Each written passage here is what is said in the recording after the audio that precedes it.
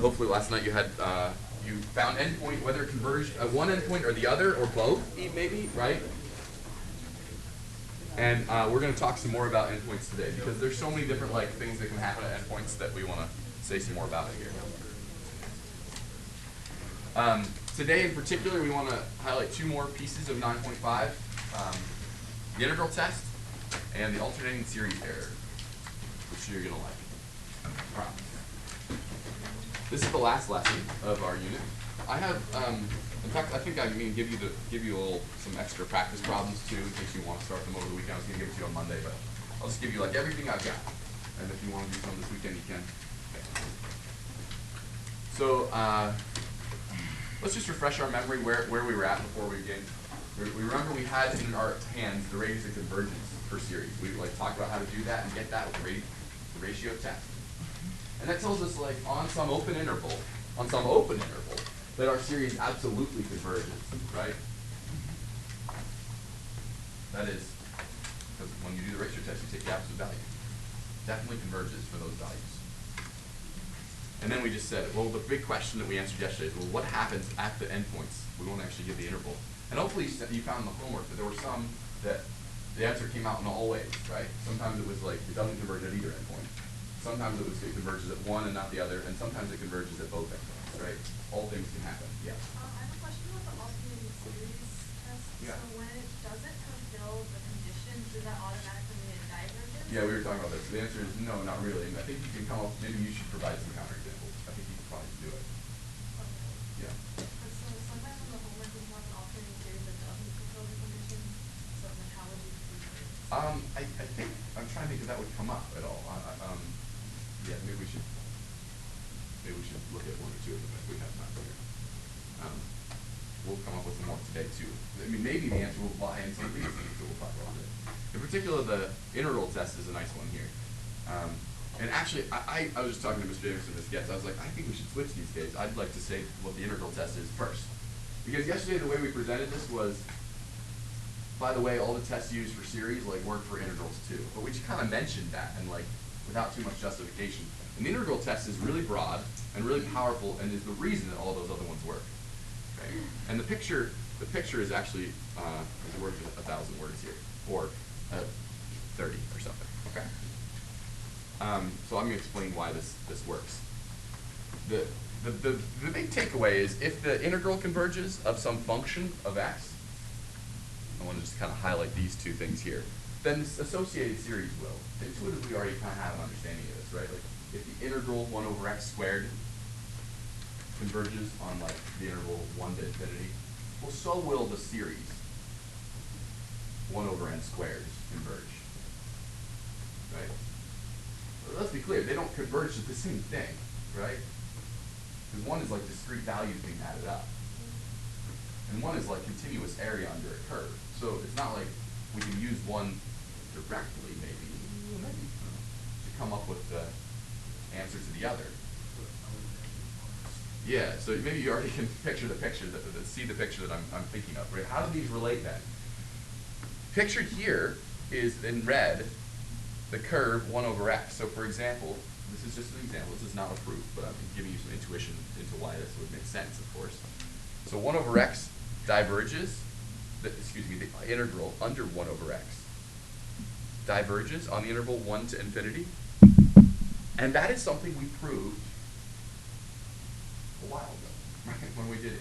You could prove it right now. You could take the integral, from 1 to a, take the limit as a goes to infinity, work it out, and see that you get infinity. That's what will happen, right? You're good at that.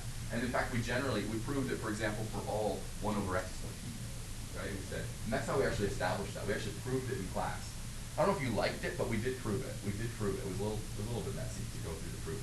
But once we proved that, we've established, not just by feel, but we've established that for sure the integral from 1 over x to the p converges for p greater than 1. We went through that. So anyway, so we've firmly established that this definitely, the area here, which is pictured here, this area under the red curve, don't look at the boxes yet, is divergent. So then, I don't think I have to say too much more. The picture in yellow is this sum, which is clearly bigger, right? Like, case closed. Yeah? Like, do we have to say anything more? Now, you might be like, well, that was well chosen. That was LRAM. Like, what about RRAM? And the answer is both converge to this, like, if we take a limit, both work as an approximation. So you might use an argument with RRAM if you have a convergent series. So that's the intuition for why the integral test works.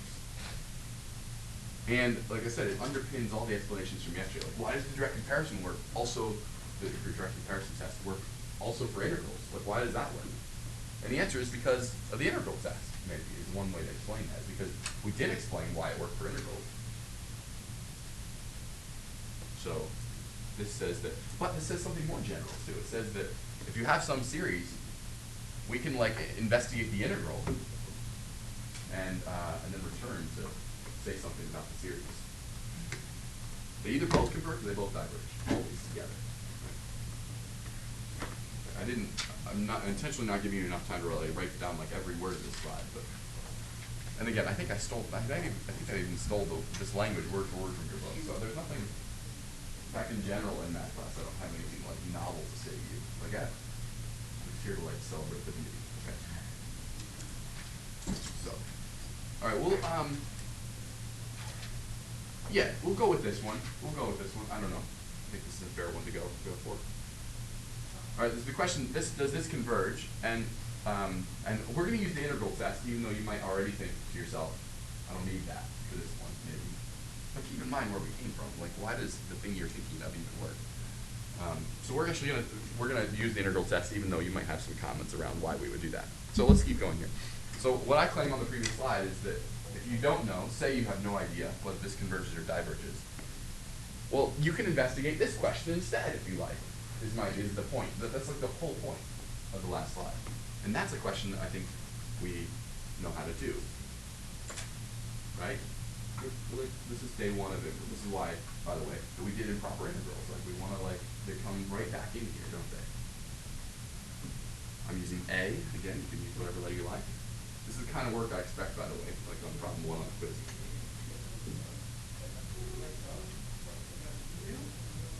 And if you work that out, you get 2.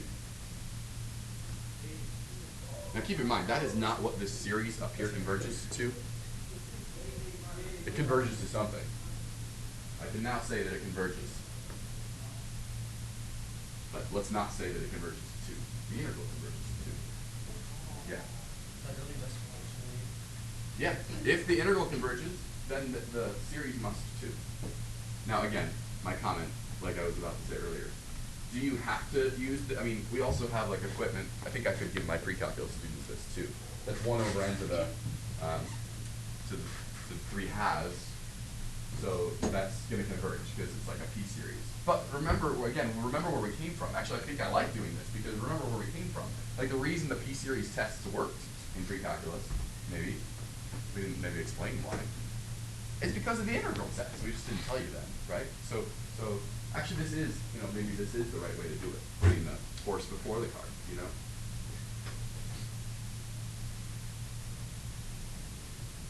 Does that make sense?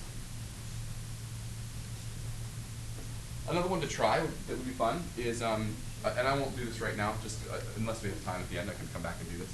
But, here's a fun series too. How about like n equals 1 to infinity ln of n over n, or something like that, right?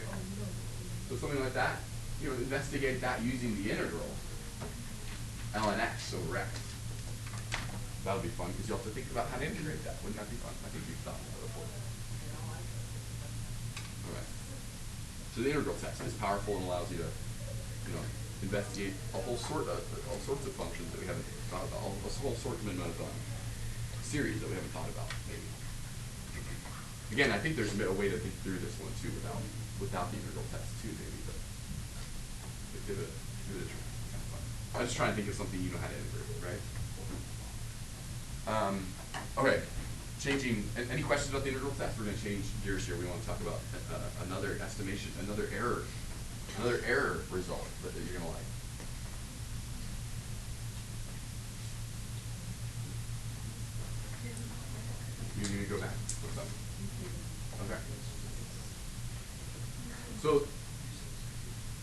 guys, I know like you're in love with Lagrange. There is like really fun, kind of finding the m, taking n+1 derivatives, and finding capital M, plugging it all in. I know it's fun, but for an alternating series, I have a little bit of an easier road to travel for you, okay? And this is this result that comes in right here. Now you can read as well as I can. But if we have an alternating series that is a true alternating series that satisfies the conditions of the same exact three conditions we talked about yesterday, which were, it has to be true that it's really an alternating series, like the terms really do go positive, negative, positive, negative. What else do we need? It needs to, yeah, it needs to be decreasing in absolute value, and they actually need to be going to 0, yeah. Good, yeah, so if it meets all those, then this is a really nice result. The truncation error, if you truncate at the 50th term, the error bound is the 51st term. Yeah, and it's because you're kind of moving back and forth. You can maybe draw a picture to convince yourself of this. And again, if this isn't clear already, note, this is easier to convert to compute than the Lagrange error bound. I think that's pretty clear. So, with 0 work at all, can you just like tell me what the error bound is on this if I truncate at 99 terms? I'm only using the first 99 terms. This is an alternating harmonic series. Yeah, so if you understand this result, you're just plugging into this what? That if we truncate at 99, that is the 99th partial sum, then the error will be less than, what's the next term? Yeah, it's actually negative. If you plug in 100, you'll get it. If you plug in 100, I think my board doesn't work though. It's right there. I heard I'm getting a new board though next week. They're going to come and replace this. I'm so excited. Okay. Do you agree that if you plug in 100 that you get -1 over 100? Okay, good. So I would say if someone just asked me like what's the error bound, like it's in this question, I might just say 1/100. Okay? But if someone cared about whether the estimate was too high or too low, can you think about which it is here? It did say something about this, the sign is the same. The direction of the error is kind of communicated here too. So the sum of the first 99 terms, is that bigger than the actual infinite sum or smaller? What do you think?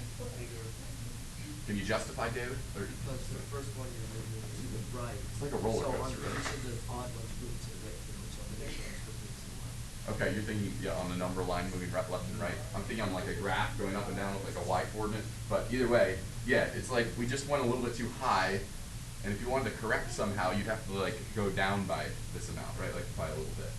So we're a little bit too high. So that's what it's saying. It's like also saying that we didn't just get an error bound, we also kind of got the direction of the error. That's kind of cool. Yeah. So is the sign on it the sign that you got from the series, from the function? Yeah, or yeah. is it, okay, all right. Yep, yeah, so we just plugged in 100. Okay. Yeah. Yeah, Alana? So, for any other series that doesn't satisfy the conditions of the alternating series, says you have to use Lagrange. Right. Did you hear her question and answer? Okay. So I might, like, again, I might just say if someone's asking me for like just the general error bound, I might still say like 0.001 here, you know? But there will come times where, huh? 0.01, sorry. 0.01. There will come a time though when the fact that like we know that this is either an underestimate or an overestimate is like is useful to us. Someone might ask us that.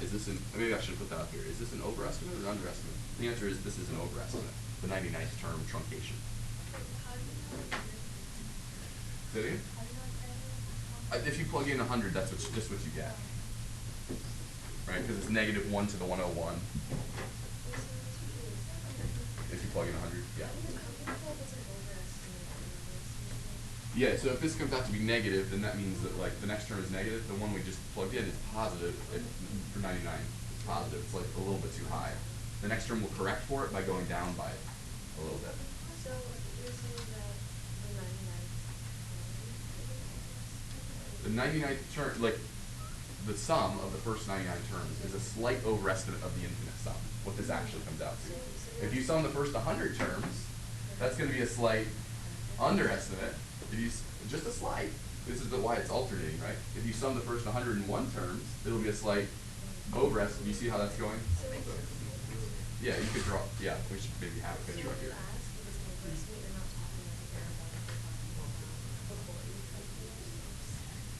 At the 99. Yeah, if you sum the first 99 terms, I think that's what we're saying is that is an overestimate for the actual sum here, the infinite sum, right? If someone asked you that, I think we could ask you that. Okay. All right, now let's look at this series and answer some questions. This looks like fun.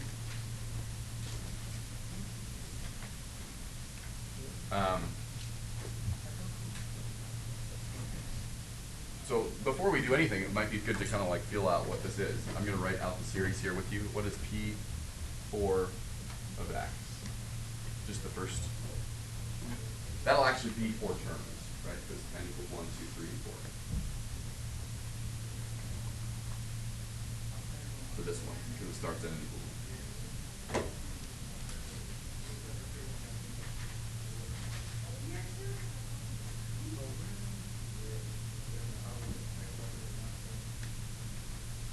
Because we kind of want to tie this in back to the stuff we've been doing.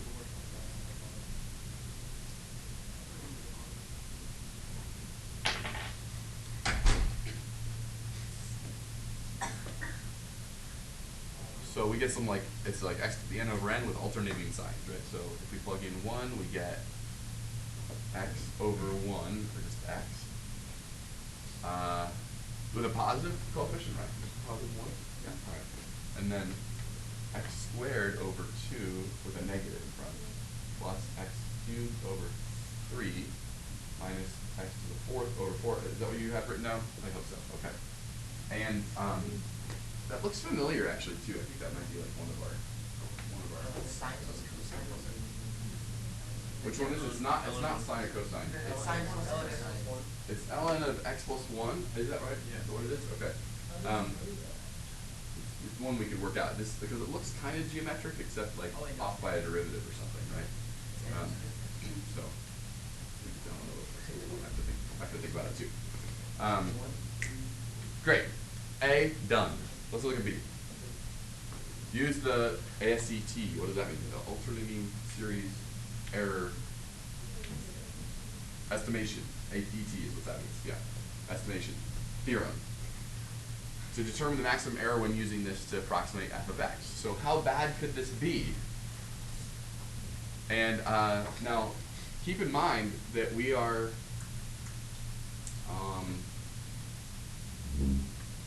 and actually maybe we need to say on the interval, I'm going to change the question a little bit because otherwise I don't have a bound for this. Is this an alternating series? I actually don't know. Do you see why I'm having a little hang up here? It's only an alternating series if x is positive, isn't it? Otherwise it's not an alternating series. So I'm going to modify question B to say on the interval 0, 1. We can come back and think about like what this would do on the other part, but let's think about it on, and actually I think I have to maybe use the open interval here. We'll think about that. All right, the point is for positive x values.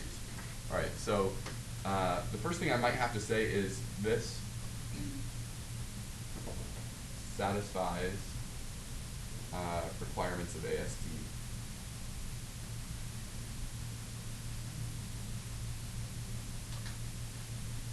AST is what we call it today. We could call it ASBT, I guess, whatever we want to call it. Because for positive x, this is an alternate series.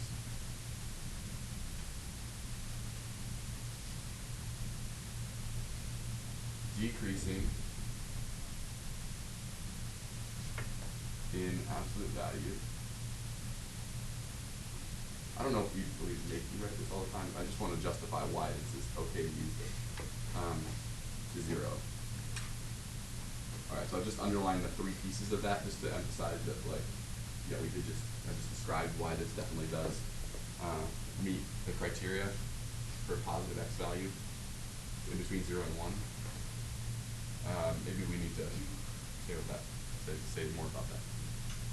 So what's the maximum error when using this then? It's the, what is it?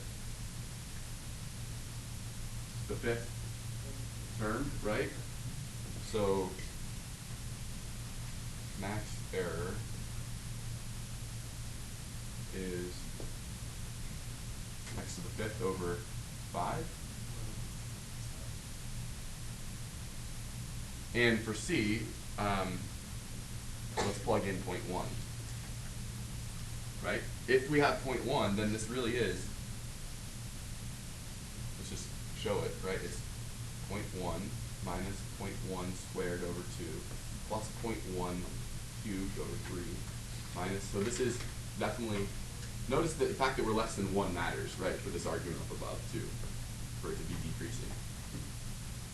So there it is, there's P4 of 0.1, so we could approximate that, and we can be guaranteed, once we type this into our calculator, that we will be no worse off than what actually the value of f of 0.1 is, than 0.1 to the 5th over 5. Our error will be less than whatever that is. Yeah, 1 over, how many zeros do I have to add? 3, 1, 2, 3, 4, I think it's 500,000. I have to think about it. This is the hard part, arithmetic. So this is 1 over, yeah, I think it's 500,000. Make sure we're right there. But the point is, it's like super good, is the point, right? Yeah. So we may then have to approximate, even ignore that. I just didn't do it yet. I can get it. Yeah, but you would just ignore the error. That's helpful.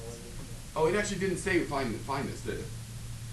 Didn't say, it just said find the error. So we just did. Oh. That's good, so we're done. But if I'm curious, I could calculate the actual estimate and be really sure of myself, right? And we could say that this is an underestimate, too, if we wanted. It doesn't say that. Okay, is that clear?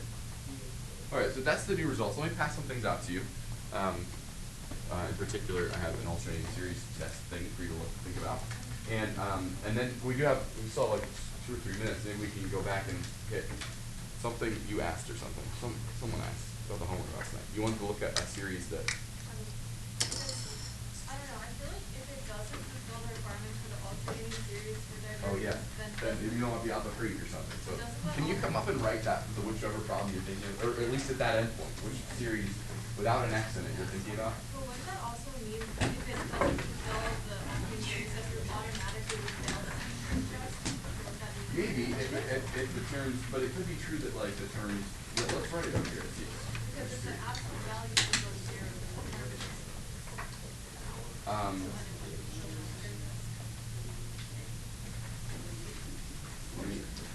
Yeah, can you write the problem up here?